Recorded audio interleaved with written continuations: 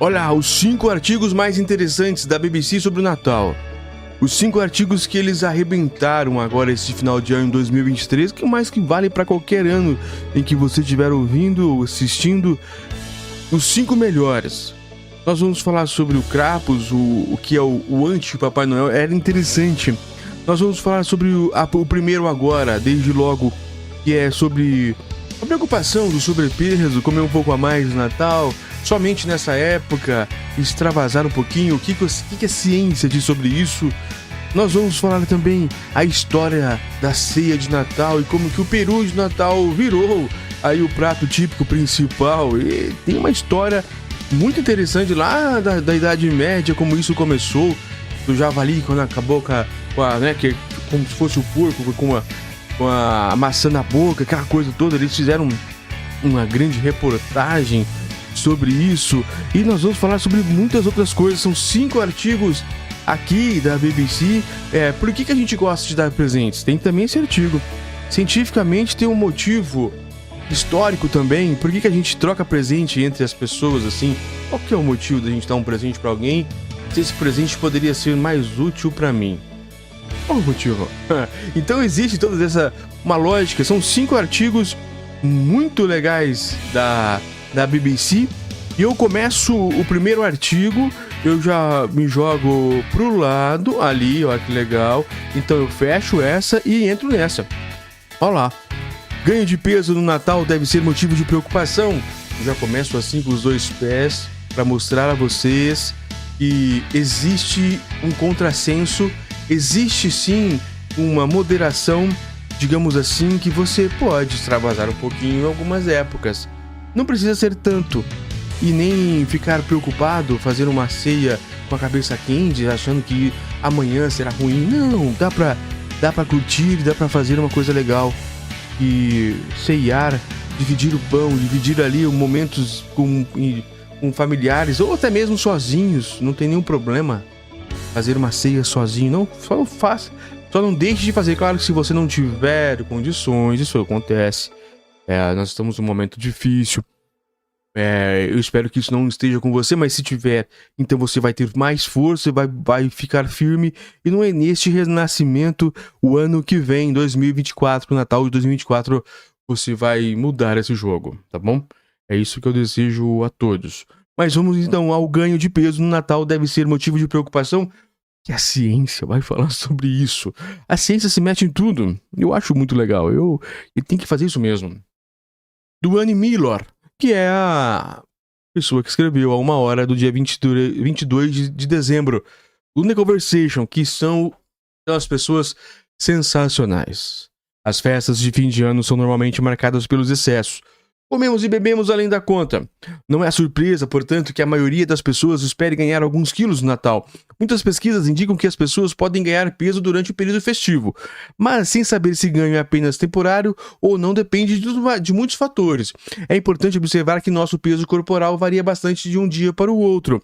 Um estudo feito em 3 países europeus indica que adultos tendem a estar 0,35% mais pesados em uma segunda-feira do que numa sexta-feira anterior. Isso em dias normais. Em dias festivos é bem maior, né? Eu cresço quase 1 quilo e pouco. Isso pode acontecer pelo fato de as pessoas comerem de forma diferente nos finais de semana. Ou pode se referir a flutuações naturais no nosso peso. Um estudo conclui que o peso pode variar em média 1 quilo num dia graças ao níveis de atividade, retenção de líquidos e ingestão de alimentos. Olha, acabei de falar isso, então eu estou dentro da média. Isso é bom, não sabia. Eu achei que era muita coisa 1 quilo. Mas é ótimo. Mas quando se trata de período natalino, o ganho de peso tende a oscilar mais. Um estudo mostrou que no Natal as pessoas viram seu peso aumentar em média 1,35%, cerca de 1,2 kg. Olha, bastante. Uma pesquisa na Austrália também mostra que os adultos ganham cerca de 0,65% do peso corporal durante o período de Natal, o que acontece durante o verão, como no Brasil. Isso é particularmente interessante, pois o estudo descobriu, em comparação com o estudo descobriu que os participantes tendiam a pesar 0,23% menos no verão, em comparação com o inverno. Em outras palavras, o ganho de peso no Natal pode se dever apenas no excesso de comida. É lógico. Mas será que esses quilos a mais estão ligados ao aumento da gordura corporal? ou se devem ao inchaço, à retenção de líquidos e à maior quantidade de comida no estômago. Contagem de calorias. Há poucas pesquisas rigorosas sobre o assunto ou quando as pessoas comem no dia de Natal.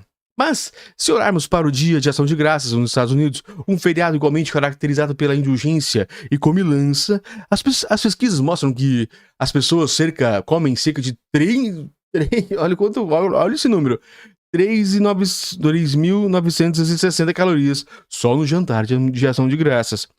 Isso se traduz em um aumento de peso de aproximadamente 500 gramas, ou 0,5 quilos, no final do período de Ação de Graças. A refeição representa quase o dobro das necessidades calóricas do dia, diárias, medidas recomendadas para uma mulher adulta e quase 50% a mais que a recomendação para um homem adulto.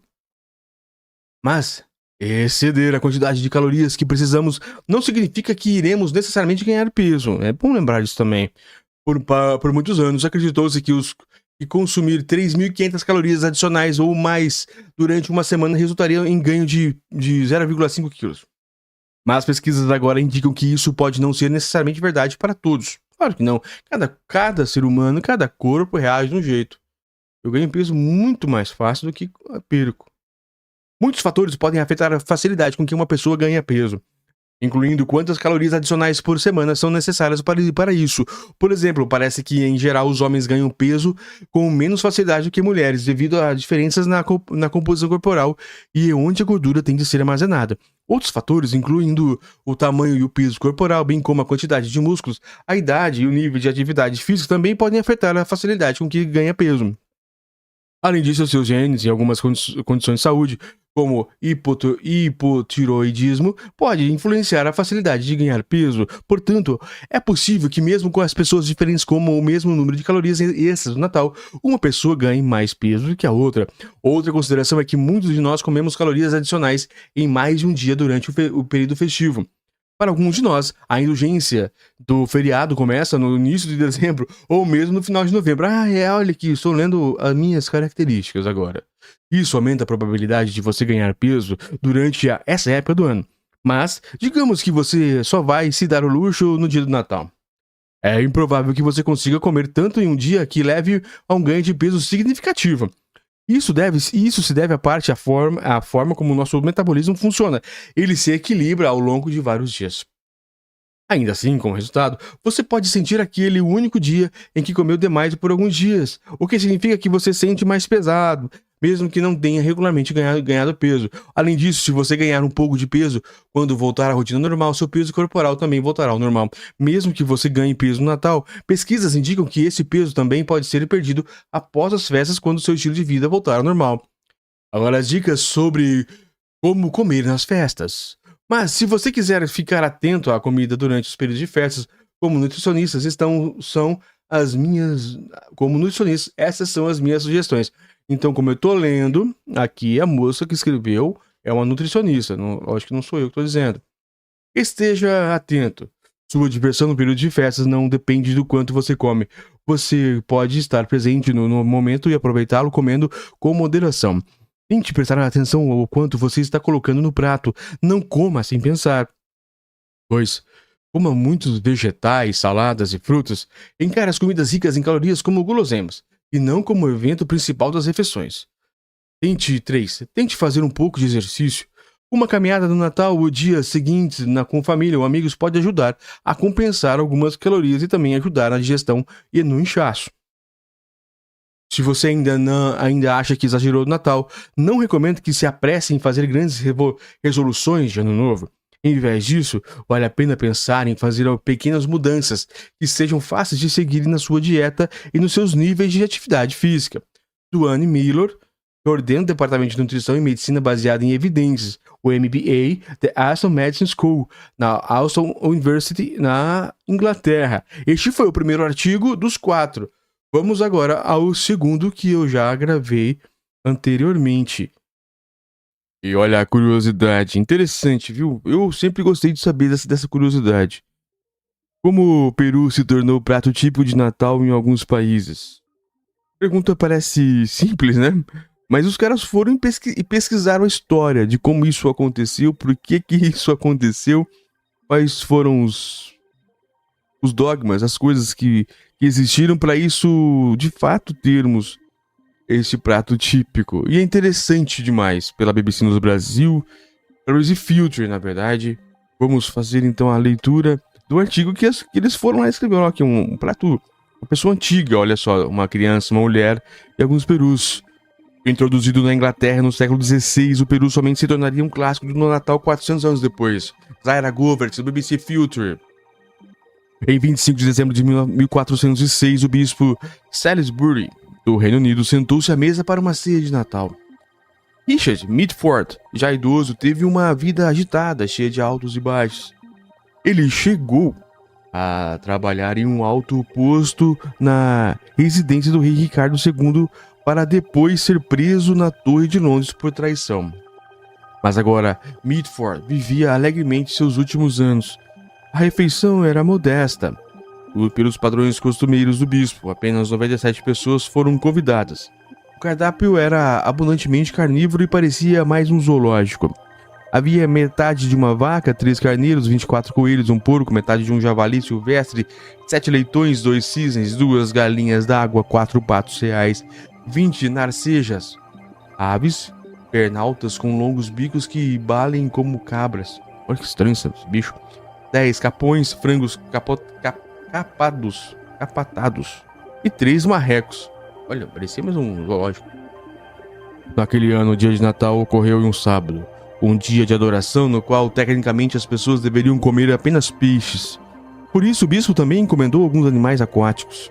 Ao todo, foram servidos aos convidados 50 arenques brancos em conserva com filés enrolados, 50 arenques vermelhos, arenques tão salgados que assumem coloração vermelho cobre, 3 longas enguias do mar, 200 ostras e 100 caracóis. Naquela época não havia garfos e as pessoas não usavam pratos individuais nas refeições. Os garfos ainda não haviam chegado à Inglaterra e os pratos somente seriam inventados no século XVII. Com apenas facas e colheres à disposição, Mitford e seus convidados comiam os alimentos fatiados ou moídos para que pudessem ser servidos sobre grossas fatias redondas de pão, chamadas em inglês de trenchers.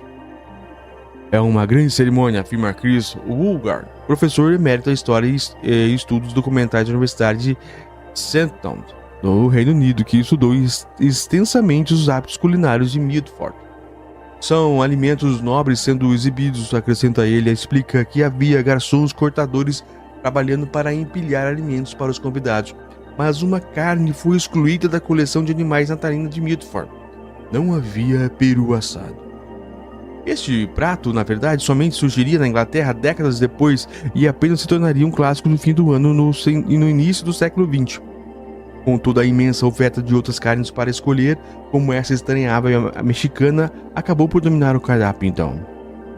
Olha, essa ave é o primeiro ponto aqui. O peru é uma ave mexicana.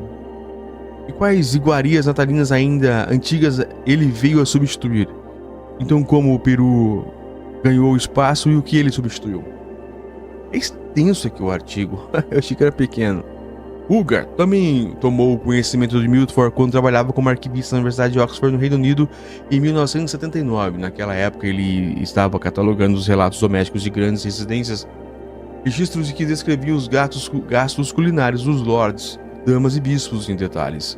Ele rapidamente percebeu a visão detalhada desses registros poderiam fornecer sobre a vida na era medieval e reuniu suas descobertas em um livro chamado The Culture of Food in England, 1200-1500, A Cultura do Alimento na Inglaterra, 1200-1500.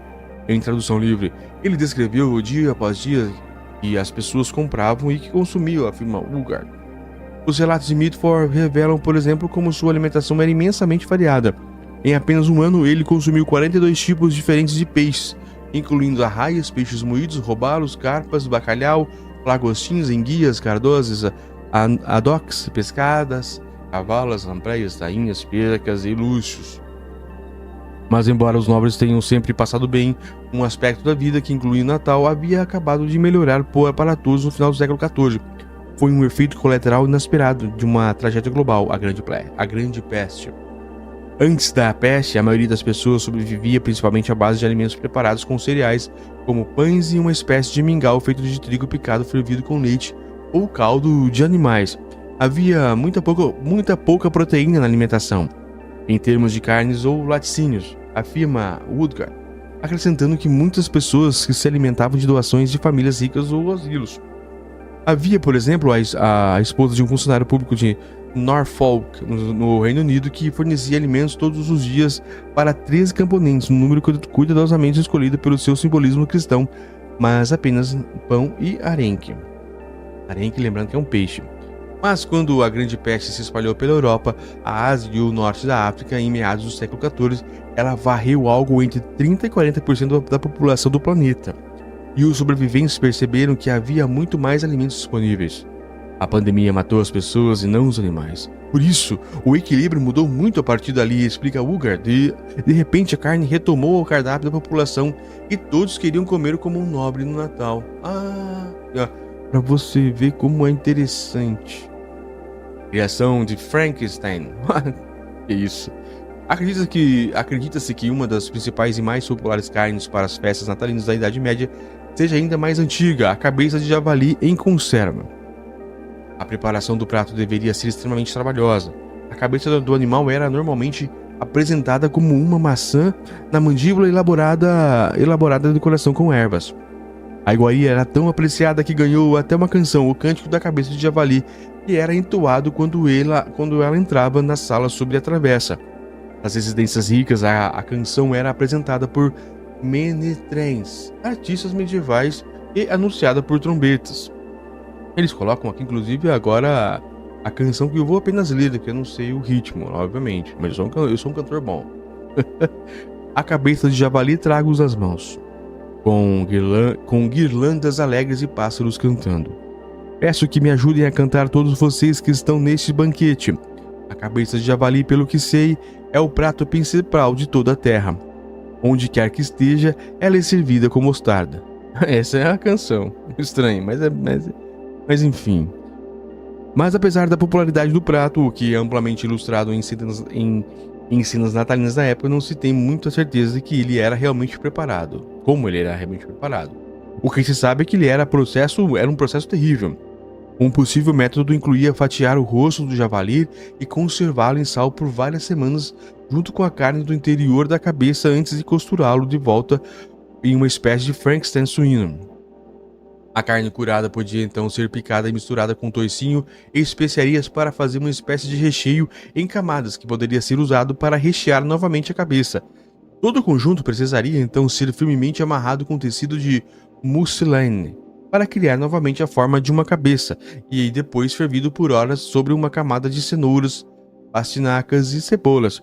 Para decorar, acredita-se que ela pudesse ser coberta com fuligem para assimilar o pelo do animal.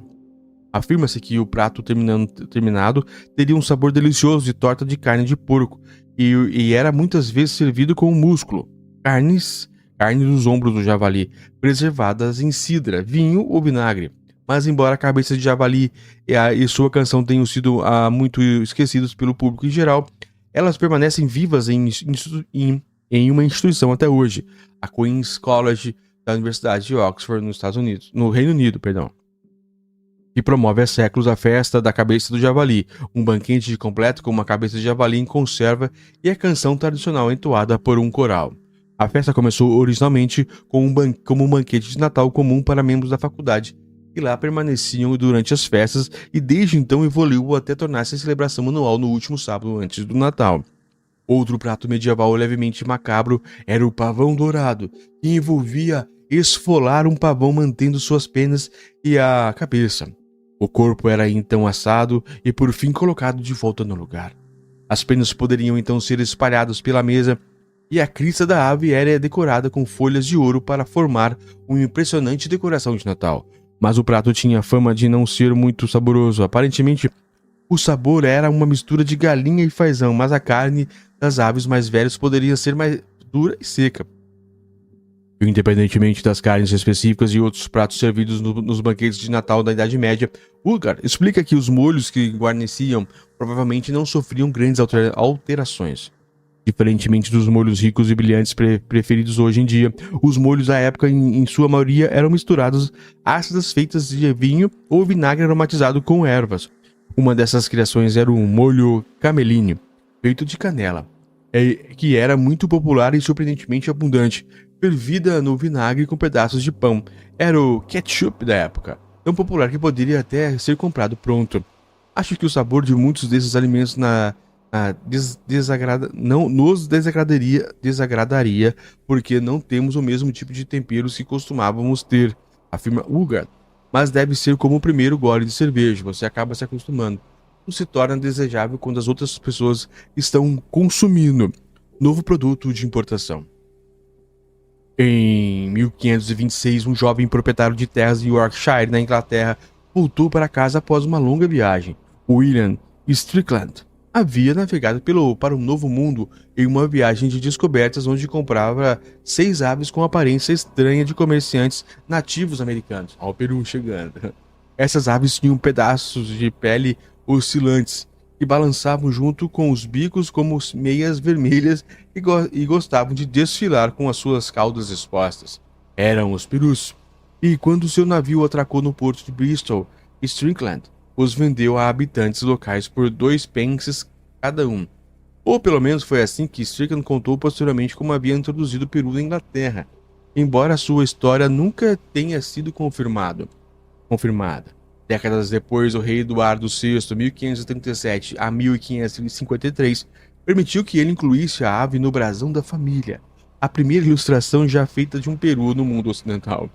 Recentemente foram encontradas evidências adicionais dessa história. Em 1981, arqueólogos escavavam um local chamado Paul Street, no centro da cidade de Exeter, no sul da Inglaterra, e encontraram ossos de peru. Na época, o achado não foi considerado muito significativo, mas em 2018, uma nova análise revelou algo surpreendente.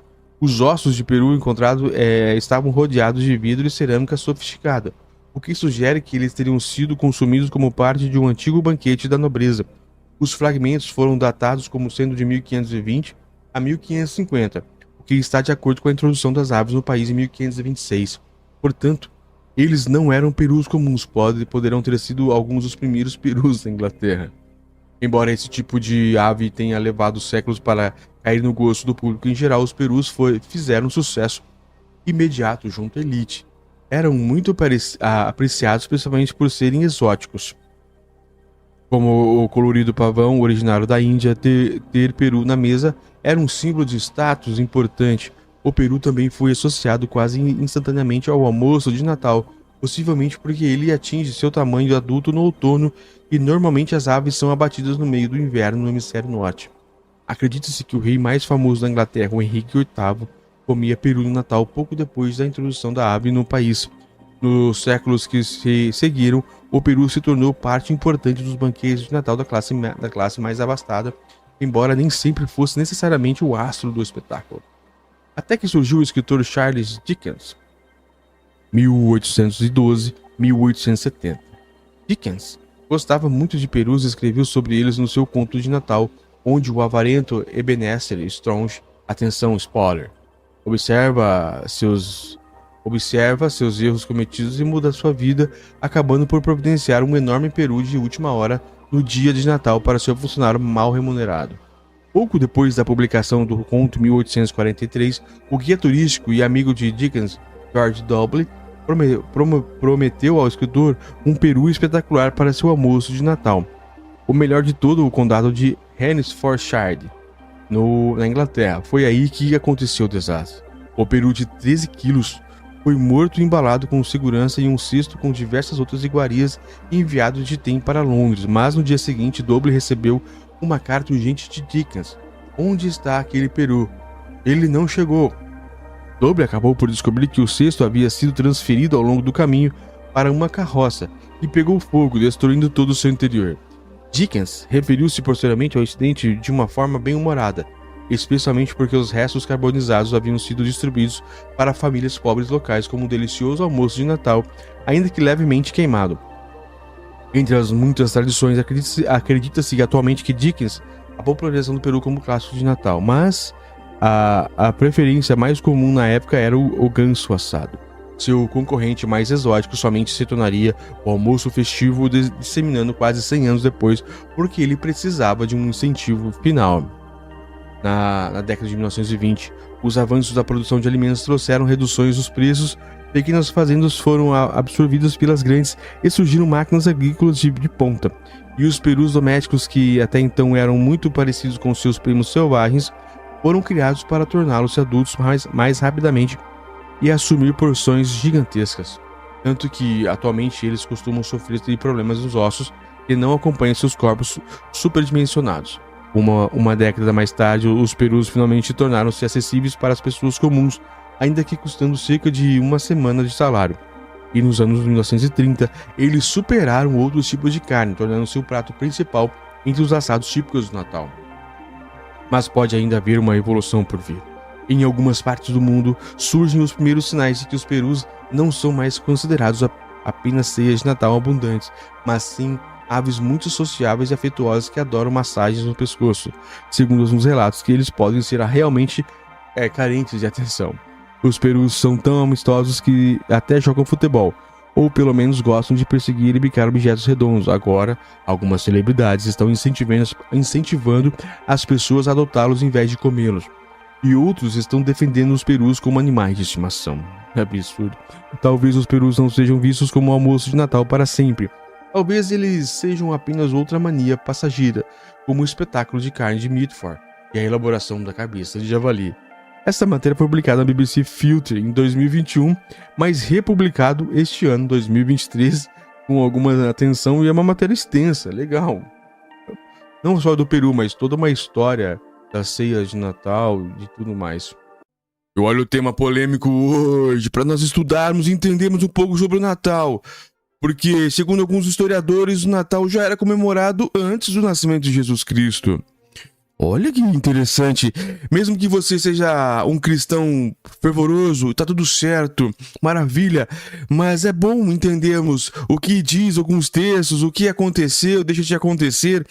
Porque o cristão, sem dúvida nenhuma, são pessoas inteligentes, pessoas que gostam de ler, entendem, leram a Bíblia, entenderam e acreditam naquilo. É isso que eu acho que funciona. E já dizendo para você aqui, os nossos ouvintes ou as pessoas que nos assistem pelas redes, já entrou na Amazon e viu os nossos livros, olha lá, tem bastante coisa legal.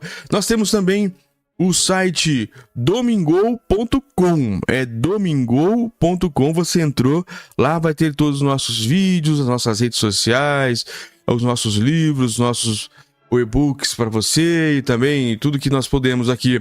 E hoje é a matéria polêmica da BBC News Brasil. É claro que não fui eu que inventei essa situação, são pessoas que estudam para isso e eu gosto de ler e reagir um pouco.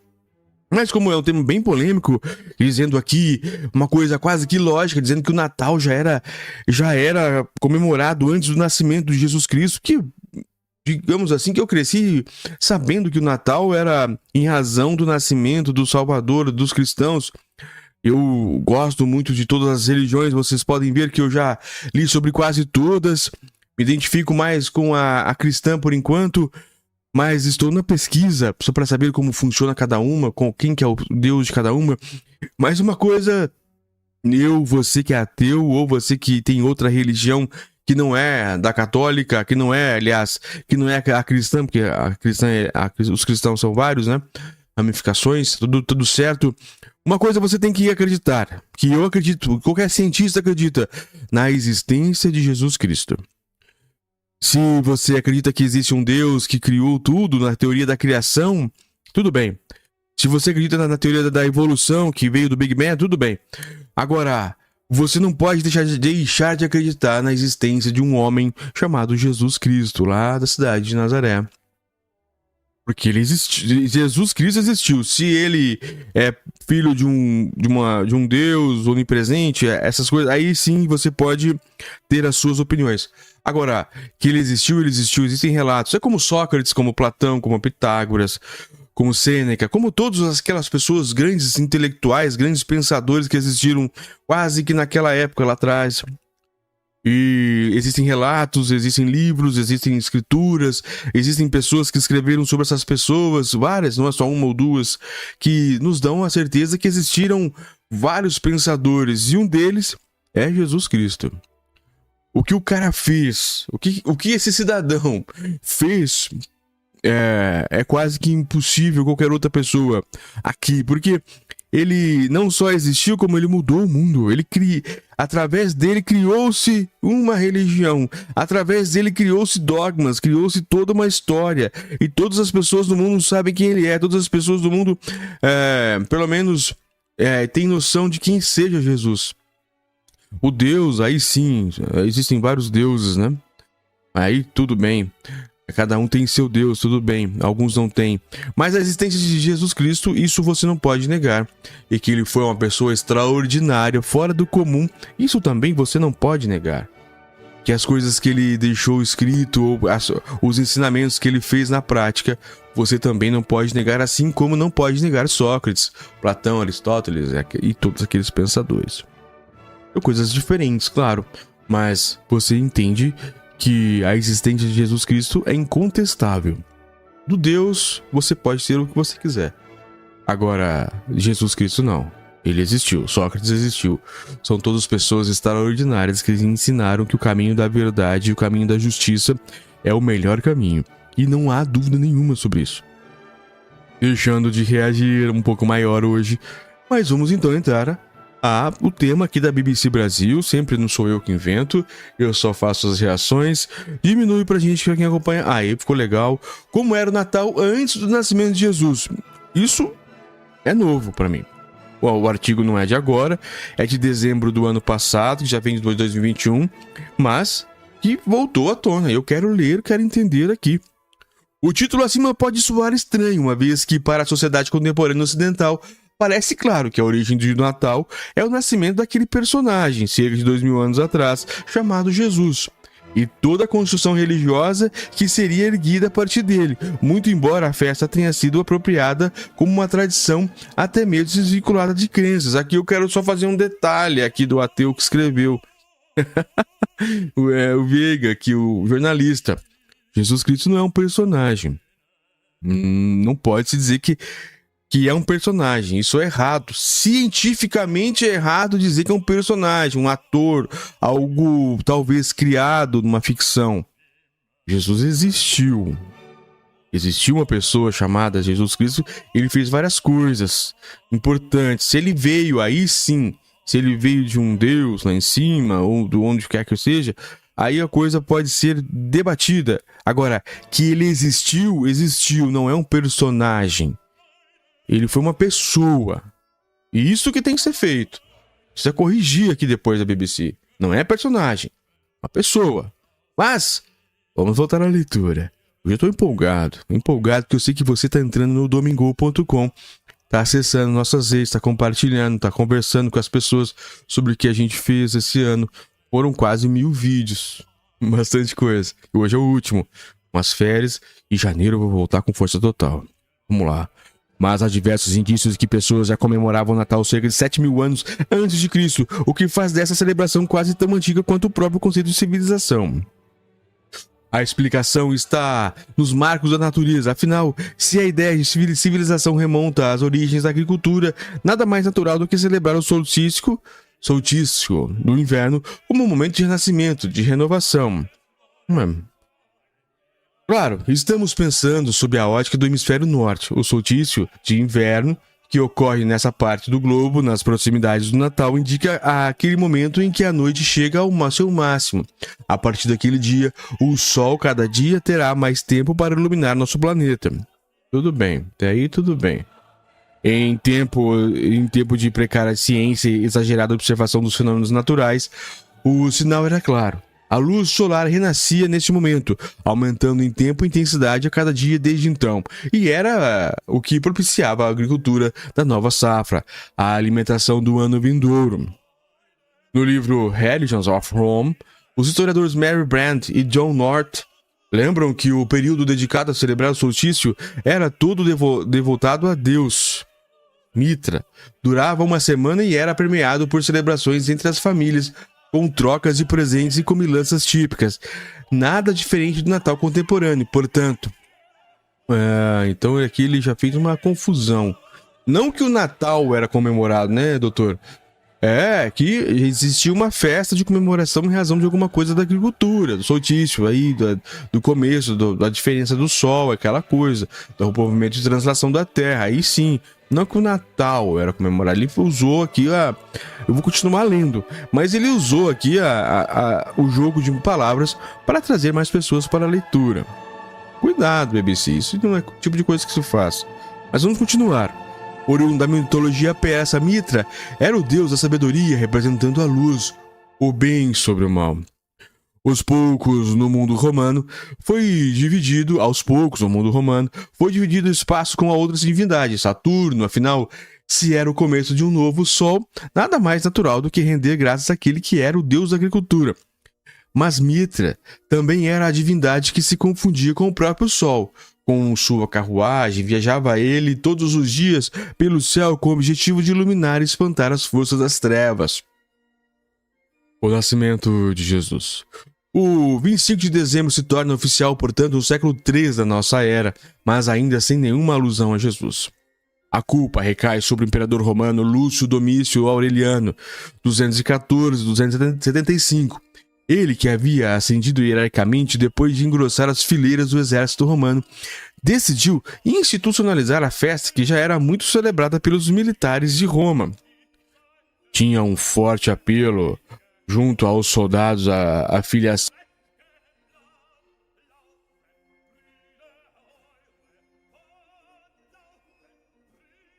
Então, assim, a divindade do Sol Invictus. Comenta o historiador André Leonardo Civitarsi, autor de, entre outros, A Descoberta do Jesus Histórico, professor do programa de pós-graduação em História Comparada do Instituto de História da Universidade Federal do Rio de Janeiro. Em sociedades basicamente independentes dos ciclos da natureza, em um período carente de conhecimento científico para justificar as mudanças do tempo, fazia muito sentido que divindades e celebrações tivessem em seu cerne o objetivo de justificar os bons e os maus resultados das safras. Houve muitas festas de nascimento de grandes personagens míticos e algumas datas coincidentes com equinócios e solstícios. E as mudanças de estações no ano agrícola sempre eram alegremente celebradas. Diz o filósofo e teólogo Fernando Altmaier Jr., professor da Pontifícia Universidade Católica de São Paulo, PUC. Semear e colher era o rito da vida e de celebrar Natal. Aliás, palavra em corruptela para nascimento, acrescenta ele. Então é Natal. É o tópico.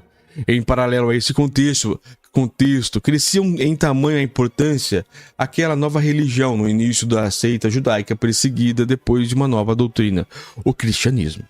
Seu mito fundador... mas o cara tá apavorando, né? Seu mito fundador era uma figura nascida em Belém, província romana na Judéia, no Oriente Médio. A data exata? Ninguém sabia naquela época, ninguém sabe ainda hoje. Não se tinha clareza, certeza nenhuma da documentação categórica no sentido de dizer a data em que Jesus nasceu, afirma Civitarese.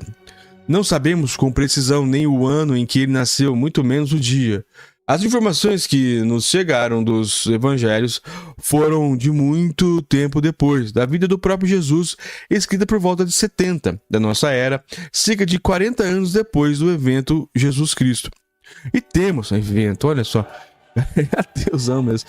E temos algumas informações ali que não batem historicamente com aquilo que sabemos historicamente.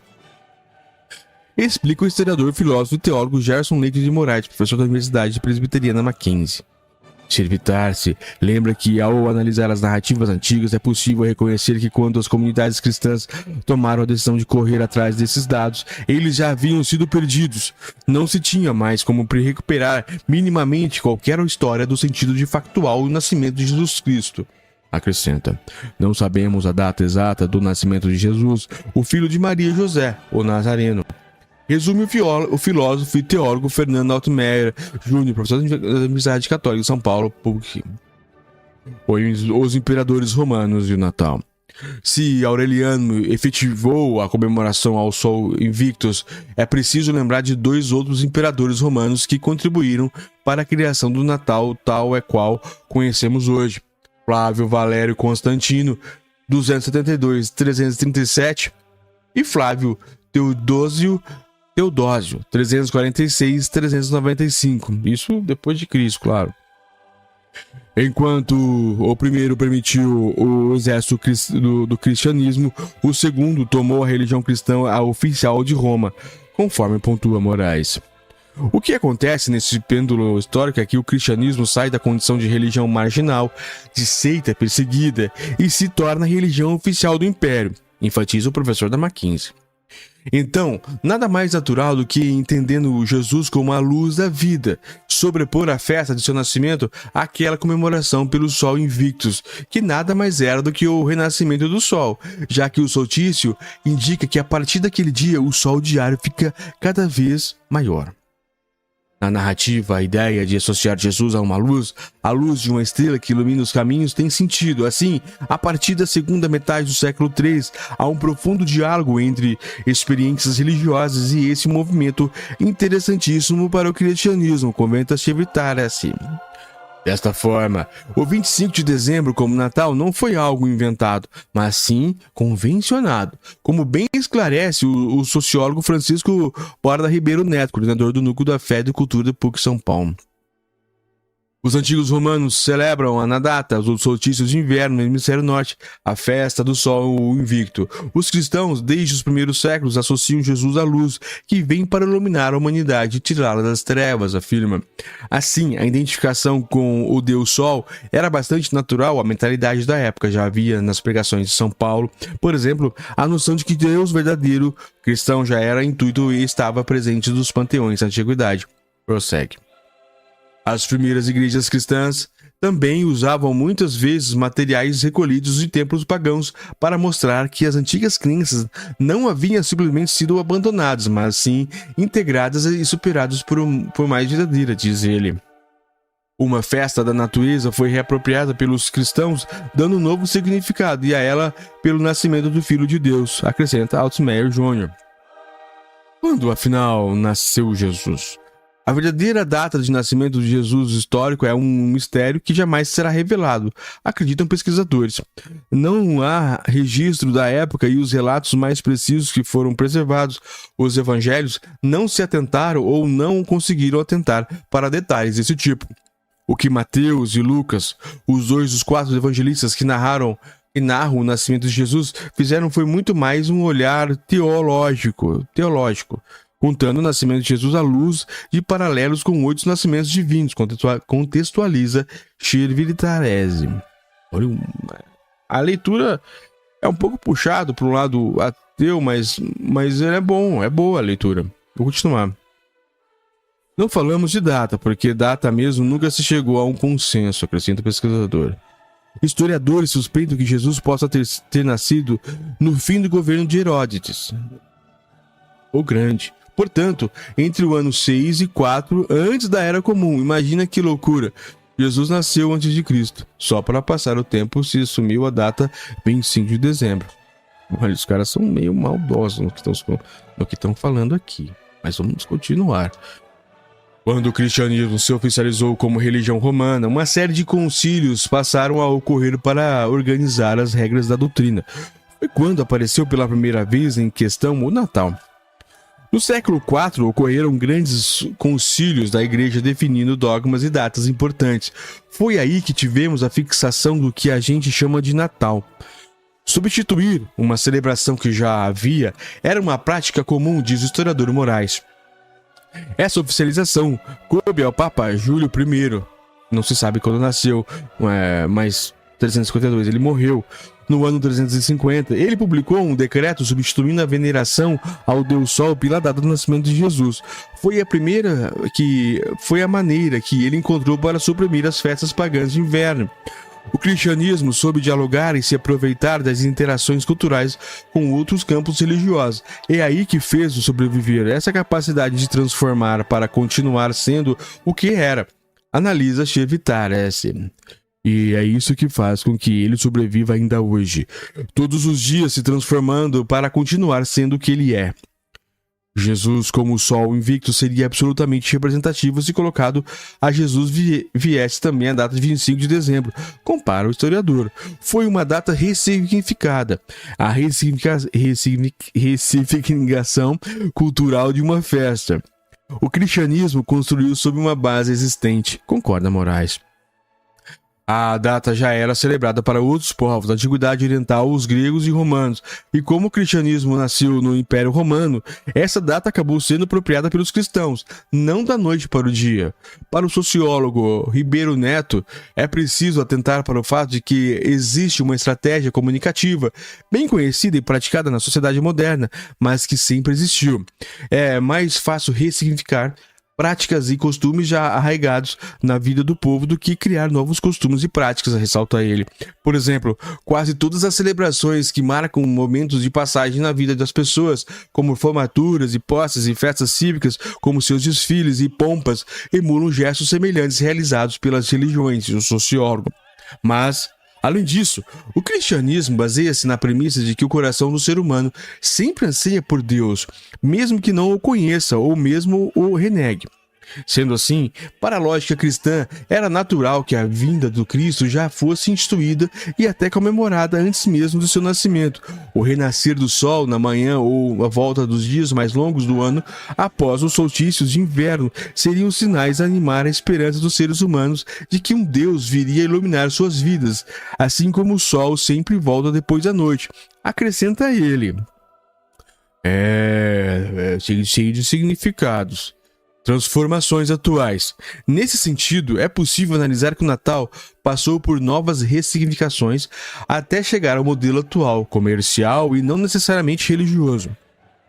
Isso eu vou dizer aqui eu vou fazer um parênteses para a pessoa que escreveu, claro, né? Para muita gente não é o inverso. É claro que a indústria transformou mais comercial e menos religioso, mas para muitas pessoas ainda é um momento de renascimento. Próprio, inclusive. Errou o jornalista, mas é a opinião dele. Continua na leitura. Hoje é uma data consolidada e apropriada pela tradição capitalista. Ou seja, o cristianismo ressignificou o Natal, mas o Natal continua sendo ressignificado, analisa Moraes. Continua apropriado pelas mais diversas culturas por momentos históricos e vai ganhando outros significados ao longo do tempo. O cristianismo incorporou uma efêméride de crenças anteriores e, nesse sentido, a gente comemora o Natal até hoje. Prossegue. Mas o Natal continua sendo transformado, ressignificado, seja pelo modo de produção capitalista, seja pela forma de celebração. Esse texto foi originalmente publicado em 21 de dezembro e republicado após a sua atualização. Há alguns pontos aqui que eu discordo bastante, outros que são muito interessantes, a leitura. E é por isso que toda leitura basta. Toda leitura é importante. Há pontos aqui que eu não sabia, né? Que eu tenho pouco conhecimento teológico. E em saber que a data exatamente que Cristo nasceu não se sabe. Mas ao mesmo tempo dizer que ele foi um personagem também me deixou um pouco incomodado durante a leitura, porque eu já sabia que teria um lado mais pro-ateu aqui nessa escrita. Mas não deixa de ser uma boa escrita e não deixa de ser um bom texto. Uma opinião é pro pessoal da pessoa que escreveu. Não tem nenhum problema. O que nós temos que fazer é, como eu fiz aqui, como eu vim fazendo aqui a minha reação própria, ver no que eu acho certo, no que eu não concordo, e conseguindo montando o meu castelinho de significados da vida. Como formou as crenças que nós temos, como o ser humano existe, quando deixou de existir, nossas crenças e tudo mais. No mais, Natal realmente é o Natal, que é renascimento. Então, por isso, ou nascimento, na verdade. Então, eu desejo a todos um Feliz Natal. E olha essa questão fascinante.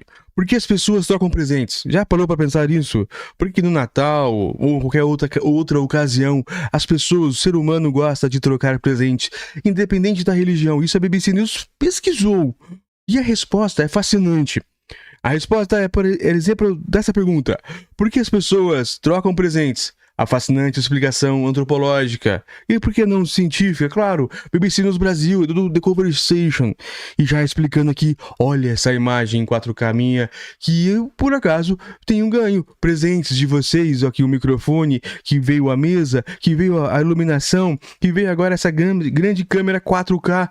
E por que não daqui uns dias um computador e tudo mais? Mas é claro, isso depende muito da BBC, que tem nos presenteado, principalmente o pessoal lá. Eu agradeço muito as pessoas que têm mandado recados tudo nos presenteando, e minha retribuição, que vai falar do meio desse aqui, é cada vez fazer um vídeo melhor, cada vez fazer uma explicação um pouco mais eficiente da minha parte. Claro que os artigos são escritos da melhor forma, mas eu tento passar explicando pequenos pontos, pequenas palavras diferentes, fazendo pequenas reações para tentar acrescentar um pouco mais nas brilhantes reportagens da BBC Brasil. E essa é excelente, porque as pessoas trocam presentes.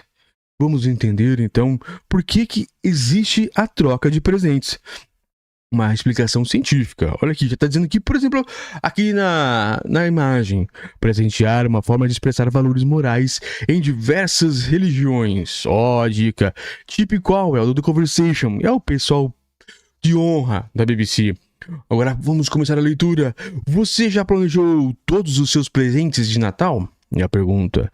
Se você for como eu, pode estar esperando até o último minuto. Mas não importa se todos os presentes já estão embrulhados, se você vai comprar na véspera de Natal. Dar presentes é uma característica curiosa, mas central do ser humano. Enquanto pesquisava para o meu livro So Much Stuff, Tanta Coisa, em tradução livre, sobre como a humanidade passou a depender de ferramentas e tecnologia ao longo dos 3 últimos milhões de anos, fiquei fascinado pelo ato de dar coisas. Porque as pessoas simplesmente entregariam algo precioso, valioso, quando elas mesmas poderiam usar isso? Para mim, como antropólogo, esta é uma questão especialmente poderosa porque dar presentes provavelmente tem raízes antigas, e os presentes podem ser encontrados em todas as culturas conhecidas ao redor do mundo. Então, o que explica o poder do presente? Sem dúvida, os presentes servem a muitos propósitos. Alguns psicólogos observam um brilho no olhar, um prazer intrínseco associado ao ato de dar presentes. Os teólogos notaram como presentear é uma forma de expressar valores morais como amor, bondade e gratidão. No catolicismo, no budismo e no islamismo. E os filósofos que vão de Sêneca a Friedrich Nietzsche consideravam presentear como a melhor forma de demonstração de altruísmo. Não é de admirar que os presentes sejam uma parte central do Hanukkah, do Natal, do Kwanzaa e de outros feriados de fim de ano. E que algumas pessoas possam até ficar tentadas a considerar a Black Friday, o dia das ofertas das épocas de compras de final de ano, como um feriado em si. Mas de todas as explicações como a razão pela qual as pessoas dão presentes, a que considero mais convincente foi dada em 1925 pelo antropólogo francês chamado Marcel Mauss. Dar, receber, retribuir. Como muitos antropólogos, Mauss ficou intrigado com as sociedades em que os presentes eram distribuídos de forma extravagante. Por exemplo, ao longo da costa noroeste dos Estados Unidos e do Canadá, os povos indígenas realizavam cerimônias potlatch. Nessas festas que duram dias inteiros, os anfitriões doam imensas quantidades de itens.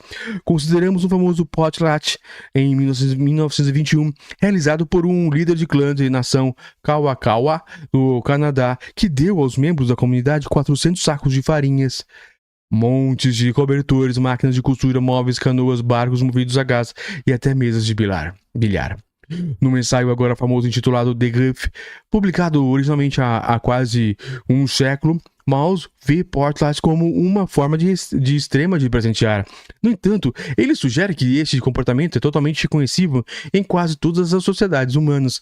Doamos coisas mesmo quando mantemos para nós mesmos parecia fazer muito mais sentido econômico e evolutivo. Mauss observou que os presentes queriam 3 ações distintas, mas intrinsecamente relacionadas. Presentes são dados, recebidos e retribuídos. O primeiro ato de dar restabelece a virtude de quem dá. Ele expressa sua generosidade, bondade e honra. O ato de receber o presente, por sua vez, mostra a disposição da pessoa em ser homenageada. Essa é uma forma de quem recebe de demonstrar sua generosidade. mostrar que está disposto a aceitar o que lhe for oferecido. O terceiro componente é a reciprocidade, retribuindo em espécie o que foi dado primeiro.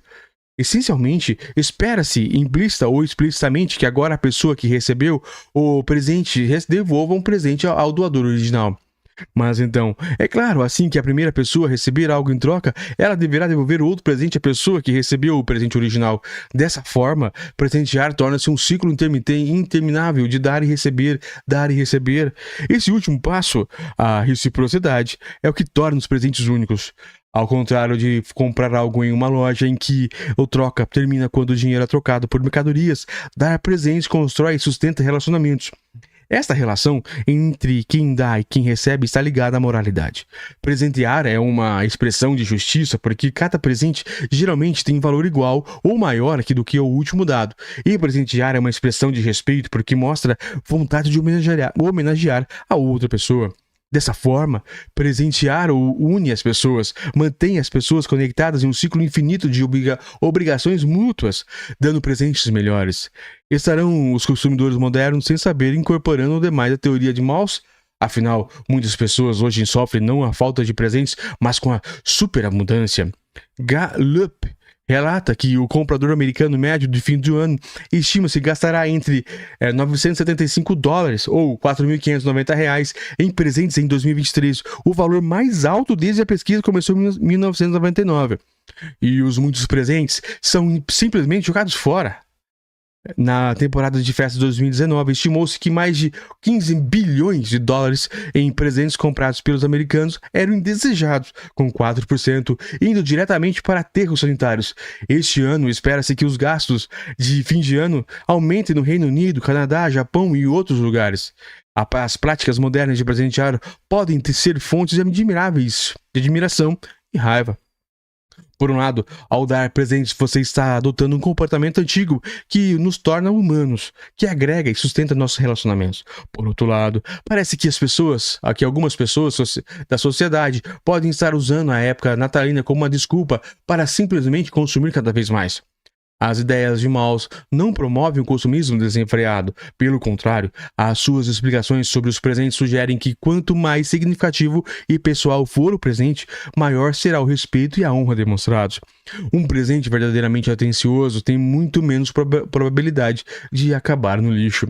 E os produtos vintage, reciclados e feitos à mão, ou uma experiência personalizada como um passeio gastronômico ou um passeio de balão, podem até ser mais valorizados que o item caro produzido em massa no outro lado do mundo e enviado através dos oceanos e embalado em plástico.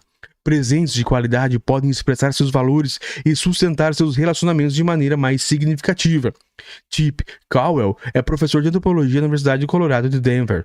Esse artigo foi publicado originalmente no site de divulgação científica The Conversation, que é o principal lá da galera da BBC News Brasil, BBC News World. Obrigado a todos e obrigado para a pessoa que pediu para não se identificar, que mandou essa câmera 4K. E agora, por último, um artigo um pouco diferente, envolvendo folclore. Olha aqui, ó, do meu lado aqui, é o Krampus. Conheça o Krampus, a versão maligna do Papai Noel. Claro que isso aqui é um folclore, como eu estava dizendo assim, claro que isso, né, nem Papai Noel, nem mesmo esse Krampus, ele existe. Mas tem uma versão, e eu achei interessante, é um artigo bem rápido para finalizarmos aqui.